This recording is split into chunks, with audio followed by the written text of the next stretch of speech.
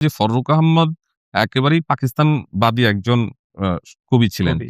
কিন্তু তিনিও যখন আম ৪০ এর দশকে তার যে কবিতার ভাষা সেটা কিন্তু ৫০ এবং ৬০ এর দশকে পরিবর্তিত হয়ে যাচ্ছে।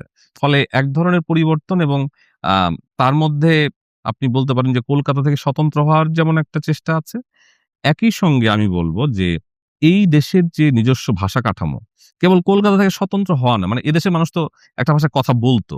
তো তার রিপ্রেজেন্টেশন কোথায় সাহিত্যে? সেই রিপ্রেজেন্টেশনটাও তারা করতে চেয়েছিলেন। কিন্তু শেষ পর্যন্ত তারা ধরেন অন্য কলকাতা কেন্দ্রিক যারা প্রভাবশালী হুম। সাহিত্যিক বাংলাদেশের, তারা কিন্তু এটা হইতে দেন নাই বা দিতে চায় এটার নাই। ঘটনাটা যেমন হুমায়ুন আজাদের উদাহরণ হ্যাঁ, দিলেন। হ্যাঁ, হ্যাঁ। এরকম আরো বেশ কয়েকজন আহ আছে। এইটার একটা রাজনৈতিক ব্যাপার আছে যে এই ব্যাপারটা ৪৭ থেকে আমি বলব পুরো ৫০ এর দশক জুড়ে একটা স্বাতন্ত্র্য চেষ্টা ছিল।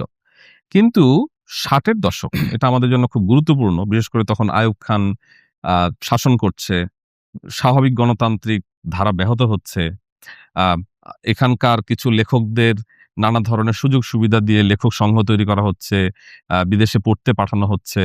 আ এই যে একটা পরিস্থিতি তৈরি হলো তখন এর প্রতিক্রিয়া হিসেবে এবং আপনার নিশ্চয়ই জানা আছে যে রবীন্দ্র জন্মশতবর্ষ পালনে বাধা দেওয়া হচ্ছে।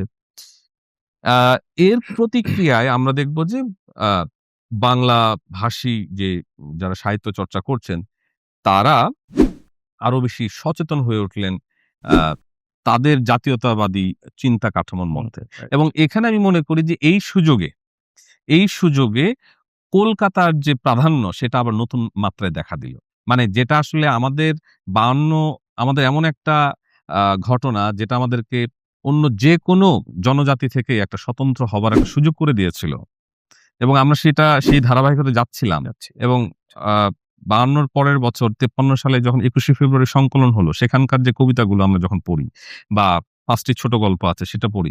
একেবারেই ভাষাবিন্যাসের দিক থেকে পুরোপুরি না হলেও কিন্তু তার যে বয়ান পদ্ধতি সেটা পূর্ববঙ্গীয়।